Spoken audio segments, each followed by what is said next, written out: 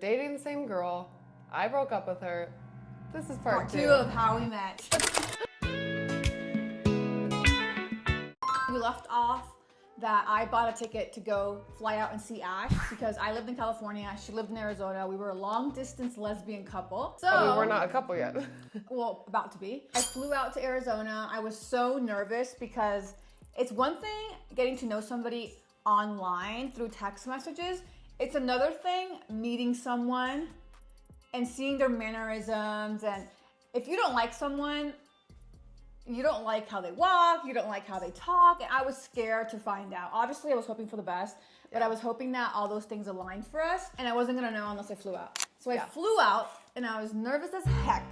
It's more nerve-wracking than if you met someone just on a first date. When you've already been talking for so long, now there's this pressure. And so I felt this loyalty to you that I had to like you because we've been talking for so long.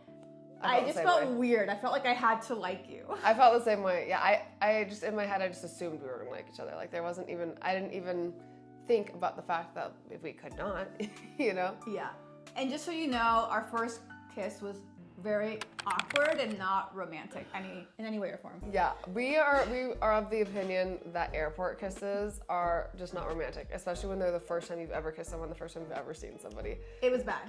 I feel like people make it seem all cute online, but like it's not. You're just so like nervous, and then you're like, what do we do? I guess we're supposed to kiss, and then you kiss. It was a blur. I can barely remember. I kissed you. I felt this pressure to kiss Ash because we had already bonded emotionally and intensely. We're basically dating already. And I felt like if I didn't kiss you, then that's really weird. I felt like I needed to do that. So Ash picks me up. I see her for the first time ever in my life, in real life. And I was like, wow. Like, I still remember what you were wearing. Oh yeah. You're wearing a black long sleeve little like crop top shirt. We still have it. And you were wearing these jeans that I love that I know are your besties. And they were flared. I see Ash, and she's literally the most beautiful woman I've ever seen in my life. I'm like, holy shit. How did I get here? What am I doing here? And then you were all like slender and just like so model-like. I loved it. Yeah. So model-like. My first impression of her was very like, you were given like businesswoman. You were here and ready. Like you were like OC mom businesswoman mixture. Ew. It wasn't terrible, but you reminded me of Sandra Bullock. Like you're giving Sandra Bullock energy to me. Okay. Which isn't the worst thing ever. You were like all like dressed really nice and these white pants. I remember they have like the slits. Anyway, and you had that vibe about you. First thing we were gonna go do is go to business meetings. That made it a little bit more awkward too because we didn't really have time to sit and like chat much and get to know each other and like vibe because we just immediately went to these like business meetings for her. Anyways, I make out with, I don't know if it was even a make out. No, it was like a short kiss. No, it was faster than that. I don't even know. It was bad. Yeah, I think you did just. It was it was so bad. It was like the worst kiss I ever gave. Anyway, so not proud. I get in the car and Ash had a green juice there ready for me, which she knows that I like because we've talked about it. And then she pulls out these chocolate-covered strawberries. And if you're a single lesbian, especially one that has a history of dating women in a toxic dynamic, you understand how much that meant to me. That meant so much to me because I've never dated, at least recently, anybody that I at least like. Men, I've been lucky to date men that really cater me like that, but women have never taken that extra step for me to do something so small that is so big. Like to remember things that you said you liked. And bring it to me, you know? Obviously not expected, but it was just such a wow moment. And if you're a single lesbian and you're like, oh my God, like I wish that I could have that, it exists. Like you can have that. Somebody will love you enough to understand your love language and listen to you when you say in passing, oh yeah, I really like green juices, you know? Or just notice that you're always drinking green juices. Ash was that person for me, like my first person ever. So if you've never had that, you can still have it. It doesn't mean like it doesn't exist. So anyways, I was so mind blown that she had handmade these chocolate covered strawberries, which are like my favorite things ever. They weren't like that pretty, but they were good. Yeah. Also, I forgot that she had braces at this time. I did have braces. And so she couldn't just like bite into the chocolate covered strawberry. She needed to like go home and like eat it with a fork. And I was like really sad at first that she wasn't eating any. I'm like, oh, honestly, I was so nervous that I wasn't hungry. Yeah. Like, the last thing I wanted to do was eat. I felt like I was on white stuff. Like like anxious and like jittery. Like I took an Adderall or something. Anyway, so that was our experience. And I had booked a hotel to stay in, which is a funny story. You want to tell them? Basically, long story short, she said she's coming and she's gonna book a hotel. I thought that meant that she was booking a hotel for us, but she meant that she was booking a hotel for her in case it was like awkward with us and that she didn't want to have to come stay with me in case things went wrong. But I thought she meant she was booking it for us, and I was like, oh, how romantic, that's great. So I guess Ash is sleeping with me every night that I'm in town. I just assumed that you're coming to see fine. me. I thought that we were like spending it together. I mean, that was fine after I actually saw you and like, Yeah. wow, you're perfect. I love you. Like, you're just magic. Uh-huh. But without me having that green flag, it was more like, I don't want to have this girl in my hotel room that I might not like. I don't want to be like stuck with you in a hotel room for like 3 days. That's the difference in our personalities. Yeah. I would just be like, YOLO, I committed to this weekend, so I guess we'll I'm figure so it out. weird. I'm very, what's the word? Like, like. Yeah, you are. I'm like, You're very like that. Yeah. I don't like that about me, but I am that way. Yeah. I'm very cautious.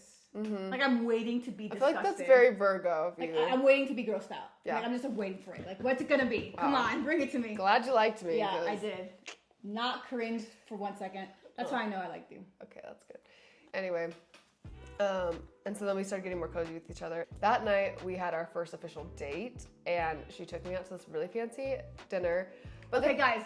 Back then I was making a shitload of money, so I was taking Ash to a super nice restaurant. I got a super nice hotel at the W. It was like the like a suite. Okay, yeah, here's the thing is that we started day drinking. Okay, so that's always like a bad, it doesn't always end well.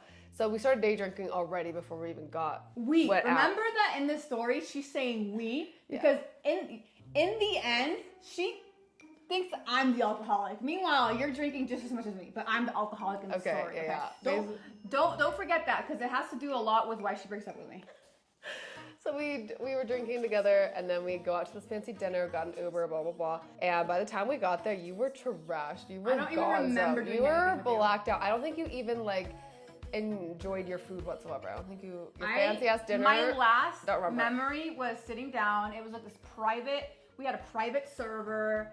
He Like came in we're in with this the dome that's just us. like over this mountain, like cliff thing, super romantic. I wasn't even there for it, basically. All I remember is the server coming in with a nice bottle of champagne. Yeah, it like came complimentary with champagne. well, because I had to pay for it. It wasn't Well, yeah, complimentary. with our experience. Yeah. Like we didn't even order it. It just Nothing's came. complimentary. He served us champagne. I remember you and I both ordered the salmon. I think I remember making out and then getting the salmon, and then I'm out. I'm gone. Next memory, I'm in the Uber. I think I'm drinking the bottle of champagne in the back of the Uber. I don't even know how they let me take it. Did I steal it? I mean, you bought it, so. I don't know if you can like take it though. I don't. Somehow I took it. I'm in the back of Yeah. the Uber. This guy's playing like Lil Uzi or something, and I'm like vibing out to it, and then I black out again. We were like in the bathroom, and she's trying to come on to me really hard at the restaurant, and I was like getting stressed out because I like don't like that much public displays of affection when you're like making out in front of like random women walking through the bathroom. See, that's where Ash and I are very different sexually, is I could do it anywhere. Ash has more awareness than I do. Yeah. Yes. Sense of awareness. Yes. And I just also wasn't as drunk as her. And then we go back to the hotel, and she literally like takes her clothes off, is like naked, and then like wants to like go out on the balcony. And, I like being naked in the balcony. Our view was the pool, pool. where people could see us. So She's like, yeah, come sit on the balcony with me. So Ash is having a panic attack. Like, okay.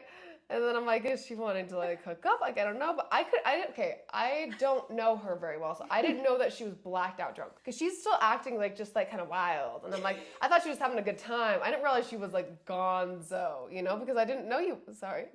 Sorry about that. Oh, my teta. I didn't know that that's what she was like. And then like shortly after you end up just like conking out. So I was like, okay, let's put you to bed. Thank God you like me. That was the first night. Yeah, that was the first day. But regardless of that, we had really good chemistry. That was Ash's first impression of me. So then I was like, almost like, did she have a problem with alcohol? Is she okay? But it's ironic because I was the one that was drinking just as much as her, and I was okay. Yeah. I don't drink a lot, and when I'm like super excited, I'm very excited, so I want to go like crazy, kind of like when a dog has the zoomies. That's me when I really like someone, or I'm with someone that I'm excited to be with as a friend or a lover.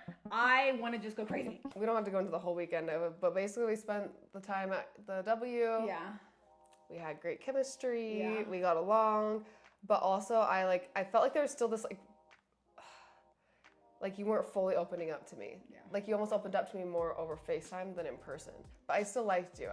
That wasn't like a deterrent for me. I was like, okay, I want to keep seeing her more in person because it is like weird to go from being like an online and like just talking over FaceTime and text kind of person and relationship, and now you're like in person. It's a weird thing that people don't want to talk about that much. It's so much easier to meet someone in person and to flow everything together. But now we're trying to like connect these things, you know? So basically I went back to California. I was shocked when Ash told me that literally that same week that she's coming to California with her family and that she wants me to hang out with her and her family. Yeah, my family was going to California for like one of our Christmas presents. My dad got us all Knott's Berry Farm passes. So I was like, well, I'm gonna be in California. I wanna see this girl. I don't have very many chances to see her. Yeah. And so I asked my dad if I could go see her because it's like a family vacation. I was just shocked because I'm like, wow, she really, really likes me because now she wants me to meet her mom and her dad and her 20 siblings. If you know anything about Mormonism or Mormon culture or Mormon families, board games is their jam. They're always playing a board game. That's one of the things I love about Mormon families or culture is the amount of board games that they play. Here's the thing. I need to like rewind a little bit. Here's the thing that I gotta just say real quick before you talk. Okay. It's so white culture to date multiple people at the same time. That's my experience. I'm not saying that all white people are this way, but my experience proves that when a white person in the USA dates, they're dating a lot. Like they're trying to see like their options. When I date and I find someone I like, that's it. Like I don't need to make sure that the grass is greener on the other side. My focal lens is just on you. Honestly, I don't have the time, I don't have the energy, I don't have the space, the bandwidth to be entertaining two people at the same time and like weighing my options. Call it dumb, call it stupid. That's just how I am as a person. I can't even say I've been raised that way because it's not like my mom ever told me, you need to date one person at a time. It's just how I am. It might be my culture. So I am assuming that this whole time we're just seeing each other and nobody else. Although we've never said that. We've never said that. Hoping at least. Yeah. Well, here's my spiel. I'm usually like that. That's my personality. However, I have a tendency to just jump into relationships. But you're lying. It's not like that because Mormon culture does not teach that. Mormon culture teaches you gotta go out on a date literally every freaking week. Yeah, before I got married, yes. But I would say like after that, after my divorce, when I started liking somebody, I'd usually kind of just stop talking to other people and just like go into that. That's more my personality to do that. The culture was making you date a lot of people before. Yeah, that's true. Going on lots of dates. But then when I started like liking somebody and actually wanting to be more serious, then I wouldn't go on dates anymore. Anyway, basically, I'd had a tendency of just rushing into relationships, and I had just broken up with my ex. I don't even know, like 5 months before this, maybe 3. Three. I don't even know, yeah. 3 or 4 months before this, okay? I'd made a promise to myself that I wasn't just gonna like rush into a relationship, especially because all the people I'd been with previously just were not the one. And I just knew I wasn't gonna marry them. I was very much like, the next person I date, I wanna actually marry. Like, I'm tired of this bullshit. Like, I wanna actually like find my person. And so because of that, I need to be more picky. I can't just land on the first person that likes me and I like them. Like I need to like make sure that I'm actually finding the right person. That was my mindset. And so I was like literally forcing myself to date other people too. Even though I liked her, she was the main person I was talking to, the only person I really cared about. I still was like forcing myself to talk to other people. She was trying to talk to somebody else. That's the point. This is true. This is literally what my mindset was. I know. I'm just anyway, here. So then basically, long story short, I'd been just barely starting to talk to this other girl that I'd met on TikTok, this other femme girl. We'd only been like barely texting, like hardly, for like maybe like 2 days. Was not serious. I was hardly even replying to her. And then all of a sudden, I see on her Instagram, literally right before, while she's driving over to my family's house, okay? Or my family, to come hang out and meet my family. I see on her Instagram, this girl that I had been talking to, commenting on her picture. It says something about like, my girl. How was like, dare I talk to the same person she's talking to? I was like, your girl? Like, what? What do you mean? And so then I start getting in my head, and basically she comes to come hang out with us, and I come. Yeah, you come, you're hanging out with my family, it's going well. I look over at your phone and I see this girl's name popping up on your phone, texting you. And I'm like, excuse me? Anyway, we'll finish that story in the next Part three, because there's a lot that goes into that. And you'll just have to wait and see what this girl was saying to her in the next part. Catch us next week with the tea. And if you're wondering about how I ended up with trying to date a guy, that's also going to be next week. We'll see you later. Love you. Love you. Ciao, ciao. Are you confused at what to do in the bedroom? Or do you miss our viral kissing challenges? Either way, have we got the place for you, our Patreon. Our Patreon will give you confidence in the bedroom. And we post kissing challenges every other week. So if you're interested, head on over to Patreon. We post every Sunday.